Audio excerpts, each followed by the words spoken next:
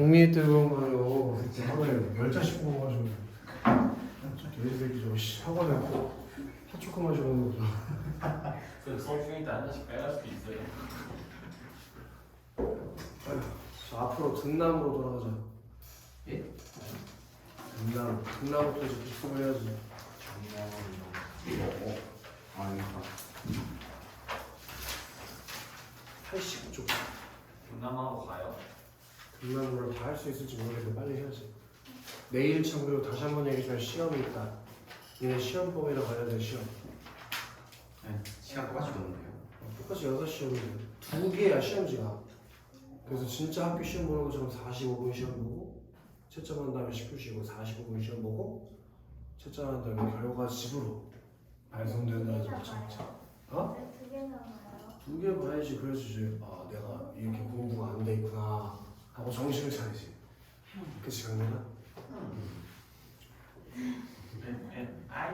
자, 사회적 대화로서의 글읽기. 여기 학습 목표에 뭐라고 써있나 봐. 읽기를 통해 서로 영향을 주고받으면서 소통하는 사회적 상호작용이다. 어디에요? 80쪽이요, 80쪽. 앞쪽이잖아. 한 장을 넘어.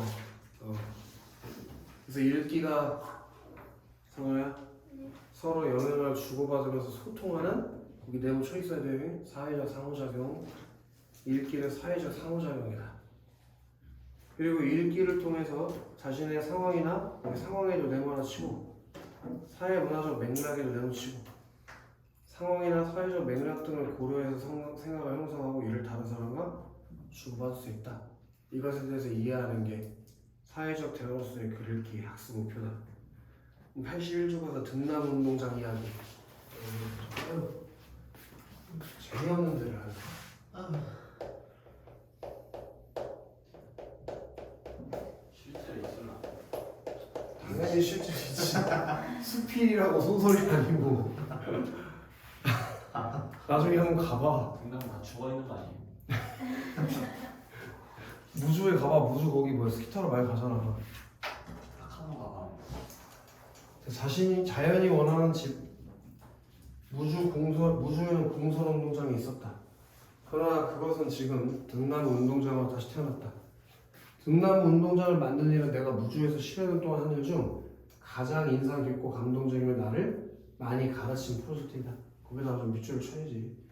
등나무 운동장을 만든 일이 내가 무주에서 10여 년 동안 한 일 중 가장 인상 깊고 감동적이며 나를 많이 가르친 프로젝트이다. 그럼 일단 여기서 내가 알아야 되는 게 뭐야? 내가 뭐 한 사람이라는 거니? 등나무 운동장을 만든 사람이라는 거지.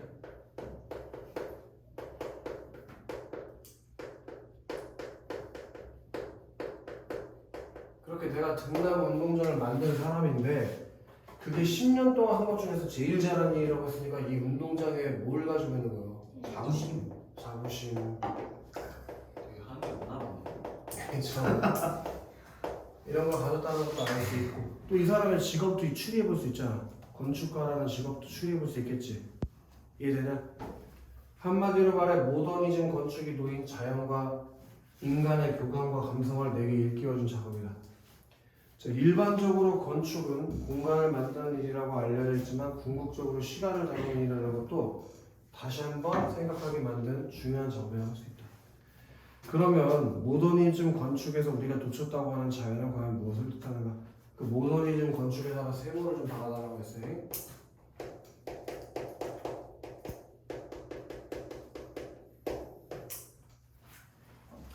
자, 그 시작에서부터 건축은 자연과 필연적인 관계를 맺고 있음에도 현대 건축은 자연을 본격적으로 대접하지 않고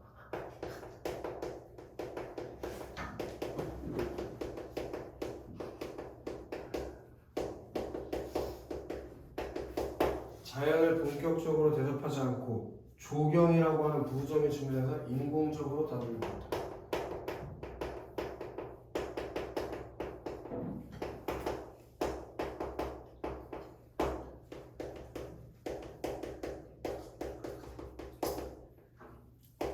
그런 모더니즘 건축에 해당하는 인공 건축은 자연을 본격적으로 대접하지 않고 인공적으로 다루려고 했다고. 이해되나? 그래서 거기가 형광펜이 들어가겠어 이제. 모더니즘 건축에서는 건축이 마치 자연 위에 군림을 하는 듯했다. 자연을 이렇게 중요하게 다루지 않고 어떻게 생각했다고? 그 자연 위에 군림하려는 듯 하는 자연을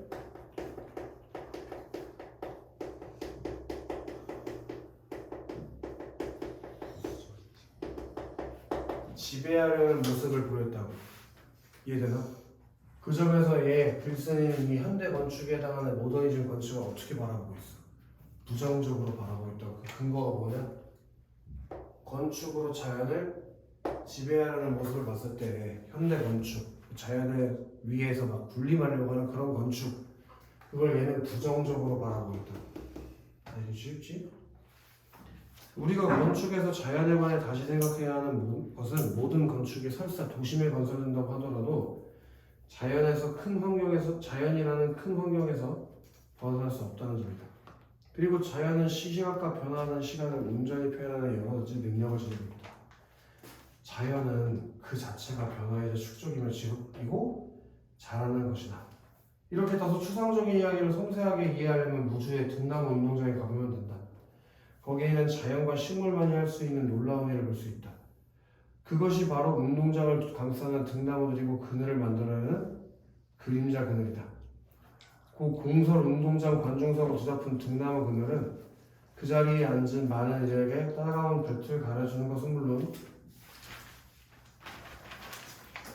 봄에는 보라색 등꽃을 피워 이 세상에서 어느 곳에서도 체험할 수 없는 빛과 향기를 행사한다. 등나무 그림자와 그늘, 파란 하늘과 초록빛 잔디가 어우러진 풍경은 우리에게 자연의 위대함을 차분히 알려준다. 여기서 건축은 그 건축에다가 또 그러시죠. 이 건축은 등나무 운동장이랑 관련된 건축이고 글쓰니까 긍정적으로 바라보는 건축이겠지, 그치? 거기 형광펜이 들어가야 된다. 등나무의 푸른 풍경이 펼쳐지도록 돕는 것.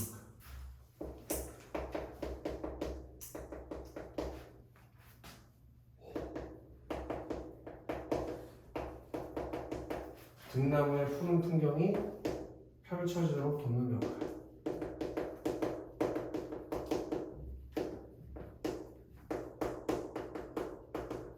그럼 이 글쓴이는 어떤 게 바람직한 건축이라고 생각하는 거니? 자연과 조화를 이루는 것.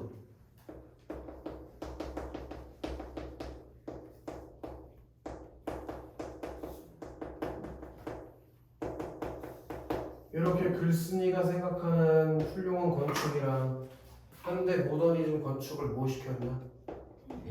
대조시킴으로써 글쓴이가 자연과 조화를 이루는 건축이 바람직한 건축이라는 가치관을 가지고 있다는 거. 그걸 지금 이해시켜주고 있는 거라고. 이해되나? 글쓴이가 생각하는 바람직한 건축이 어떤 모습이야? 자연과 조화를 이루는 게 바람직한 건축이다. 그리고 그걸 어디서 느꼈다고? 이 등나무 운동장을 만들었던 경험. 그 경험을 통해서 보여준 것이지. 이해돼? 한 장 앞으로 잠깐 돌아볼게. 그래서 여기 오른쪽 중간쯤에 본문이가 있을 거야. 본문이. 거기다 별표 한 개 정도 칠 건데, 현호야, 건축에서 자연에 대해서 글쓴이가 어떻게 생각하니?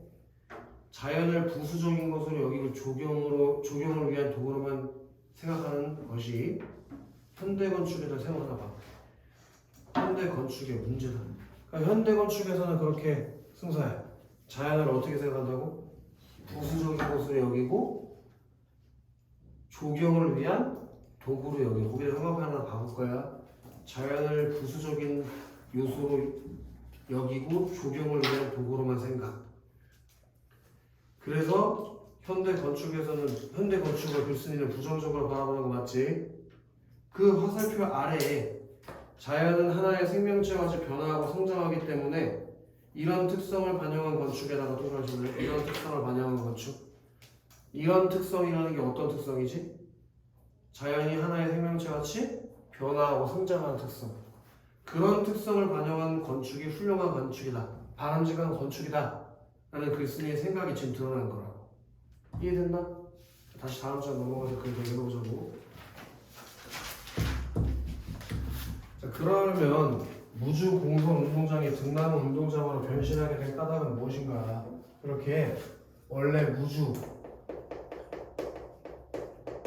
공설 운동장이었는데 이게 뭘로 변하게 됐대?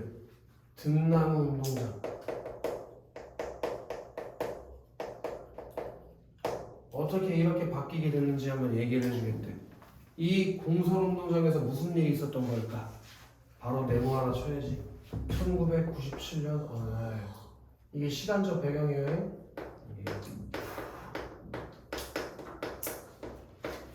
1997년 어느 날 나는 무주에 회의를 하러 갔다. 나에다가 동그라미 거기다. 자, 회의가 끝나고 점심을 먹던 중 갑자기 무주군수도 동그라미 쳐야지. 무주군수 알지? 무주에서 제일 높은 놈. 걔가 식사를 마치고 우리 공설운동장에 갑시다 라고 제안했다. 무슨 일인지도 모르고 따라 나서는 나는 거기 무슨 일이 있는지요? 라고 물었으나 그는 그냥 가보면 안다는 식으로 가볍게 대답했다. 그의 말에 반신반의, 반은 믿고 반은 의심하면서 따라가는 운동장을 별다른 특색을 찾을 수 없이 평범했다. 지방의 소도시의 조그마한 공설 운동장이란 평소에는 한적하고 가끔 행사가 있을 때나 사람들이 모이는 곳이다. 다만 무주의 공설 운동장은 초록 잔디를 정성스럽게 키워 넓게 펼쳐놓은 것과 주변의 자연 경관이 빼어나다는 점이 특별해 보였다. 그게 무주 공설 운동장의 특징이라니까. 우리 무주 공설 운동장에다 네모 하나 받고 얘네가 1997년 어느 날 어디로 간겨? 무주 공설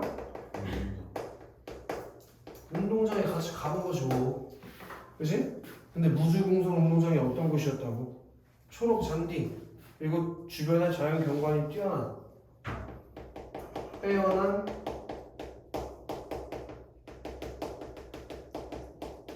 자연 경관을 보여주는 곳이었다니. 그런 곳에 둘러싸여 있었다니. 그게 무주 공설 운동장의 특징이라니까. 강민아 여기서 강민아 졸린 거 같지?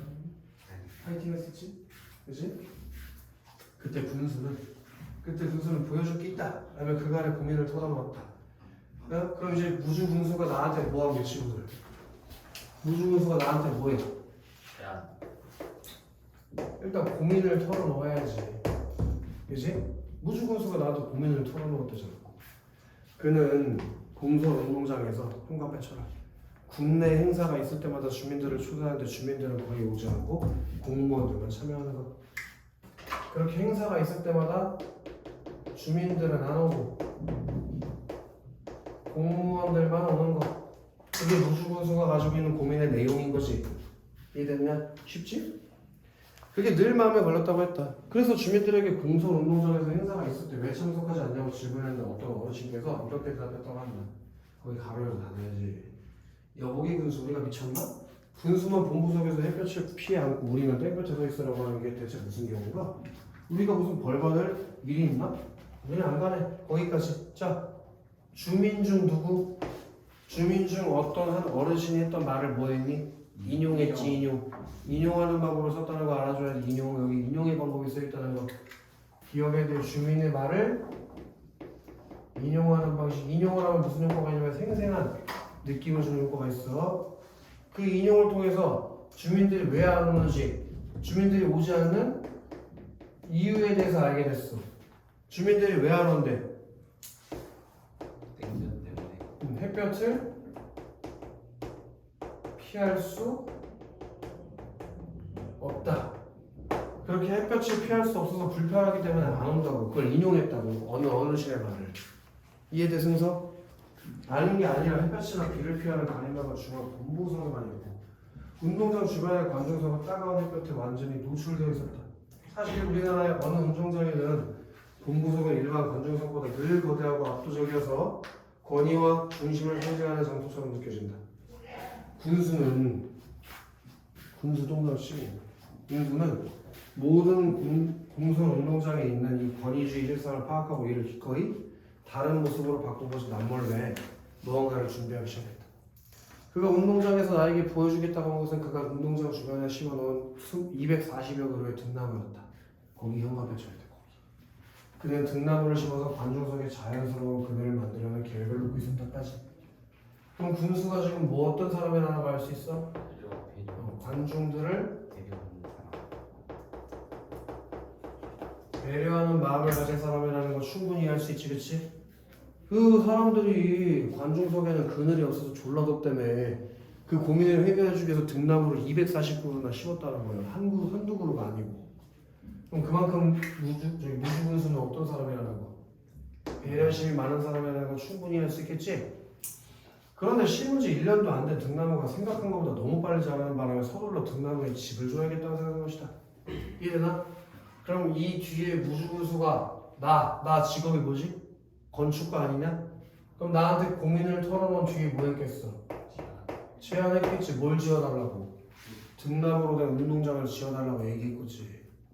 이해되나? 쉽지? 그 내용이 얼마나 쉽냐? 한 달 하나씩 더 가도 되겠지? 나는 그의 아이디어가 굉장히 놀라웠고 허공에서 허우적대는 등나무의 순을 보고 감동하지 않을 수 없었다. 그런 이야기를 듣고 내가 군수의 이야기를 듣고 어떤 반응을 보였대? 감동했어. 감동. 대박. 멋져. 그래서 감동했다고. 오케이? 그리고 군수의 생각에 뭐 했다고? 감흥. 그래서 이 부분의 소제목이 뭐였냐? 감흥이었잖아. 허공에서 허우적거리는 수백 그루의 등나무 줄기는 마치 사양하려고 애절하게 호소하는 것 같았다. 거기 기억에서 무슨 방법이 쓰였지? 졸라 중요한 거. 의인법. 기억에서 그 등나무에 의인법이 쓰인 거. 여기다 쓰자니? 의인법이 쓰인 거 반드시 기억해야 될 것 같아. 그 의인법을 통해서 등나무를 사람처럼 묘사하고 있다는 거. 그럼 아마도 이제 얘가 등나무 운동장 지어달라고 제안했으니까 내가 그걸 받아들였겠지, 그치? 이해되나? 그래서 이제 중간 2번으로 내려가는 거야. 식물을 담게 할게 해서. 나는 대답했다. 그래. 동나무야. 내가 너희들한테 집을 지어주마. 그렇게 내가 무주군수의 제안을 듣고 아마도 승낙했겠지. 그래서 이제부터 나아가 뭘 하게 될 거야? 나아가 동나무 운동장.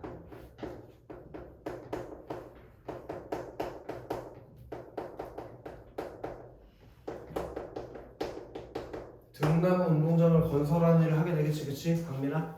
내가 심심했나? 왜 등나무 운동장을 짓게 됐어? 그러니까 군수의 제안에 감흥했기 때문에 등나무 운동장을 짓게 됐겠지. 이해돼서 졸라 쉽지? 너무 쉽다, 너무 쉬워. 자, 그러면서 얘가 생각한 건 두 가지를 또 생각을 때리죠. 얘가 이 등나무 운동장을 건설하면서 두 가지 생각을 했대. 하나는 뭐였어? 어떻게 하면 최대한 공사비를 줄일 수 있는가? 공사비를 줄이는 거. 그리고 두 번째 행복했잖아. 식물이 초대되는 집이 아니라 식물이 주인이 되는 집이 되게끔 배려할 수 있는가? 식물이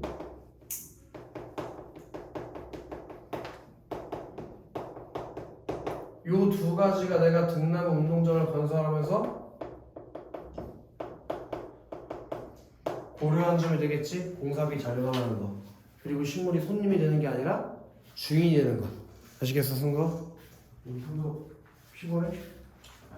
절대 우리 승거가 피곤하게 없지. 즉 완공 후 구조가 드러나 보이기보다는 오히려 등나무들이 마음껏 자라서 마치 구조물이 주인이 된 것처럼 보이고 싶었다. 이 두 요소를 모두 충족하는 방법은 형광펜 식물을 담게 설계한 것이었다. 이 두 가지를 고려해서 어떻게 만든다고 건설을? 식물을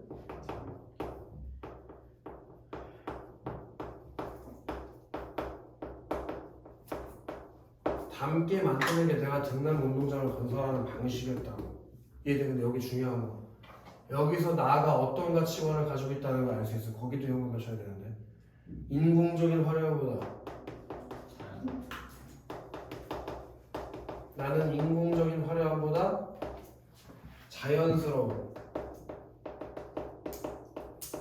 자연스러운 걸 훨씬 더 지향하는 가치관을 가진 사람이라는 거. 이런 생각을 통해서 알 수 있었던 거잖아. 이에 대해서도 아주 간단하지, 그치?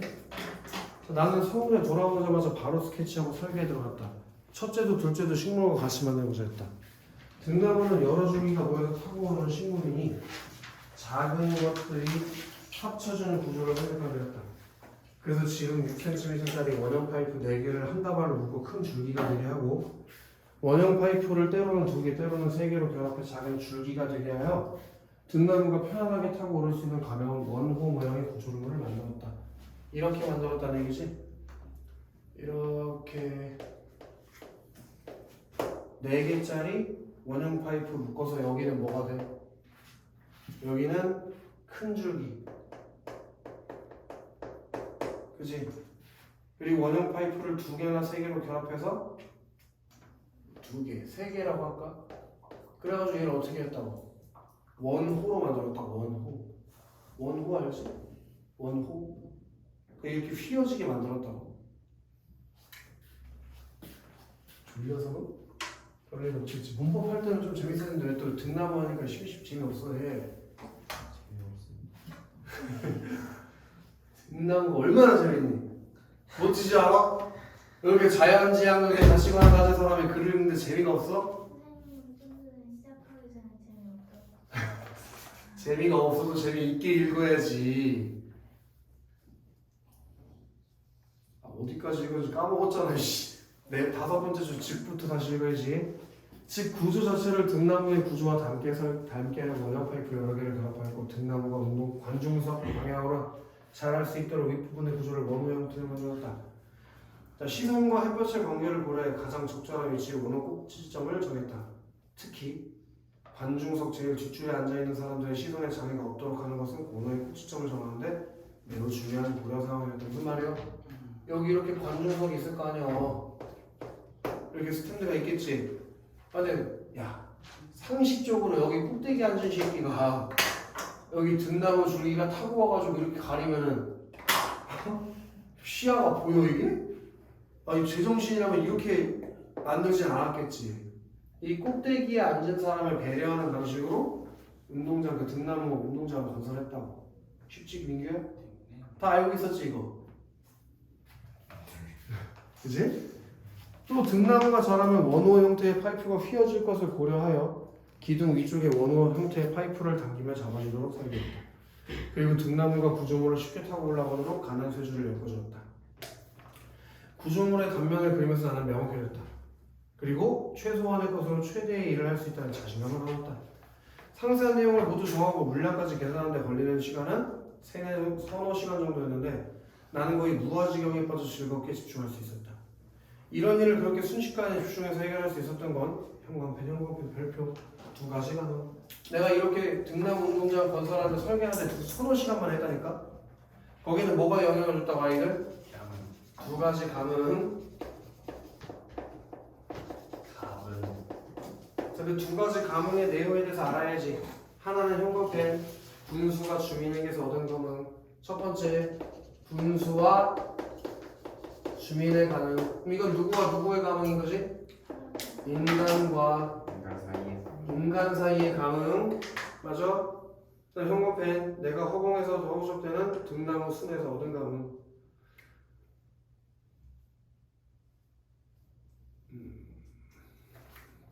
그럼 이건 누구와 누구의 감흥이냐? 인간과 식물. 그지? 인간과 누구야? 자연, 등나무, 그지? 그와의 감흥이라고 볼 수 있겠네. 됐나? 아, 이거 사람과 사람으로 해야겠다. 사람과 사람 사이의 감흥, 그리고 사람과 자연 사이의 2가지 감흥으로 인해서 뭐가 가능했다고? 등나무 운동장 설계를 순식간에 해놨다니까. 알겠어, 강민? 사람과 사람이 서로 감하고 사람과 식물이 서로 감한다는 것은 흔한 일이 아니다. 2가지가 합쳐져서 비로소 등나무 운동장이 태어난 것이다. 허공을 허우적대는 등나무가 관중석 쪽으로 손을 내밀고 있는 모습. 거기 무슨 법이 있다고? 의인법이 있는 걸 꼭 기억해야 돼. 의인법.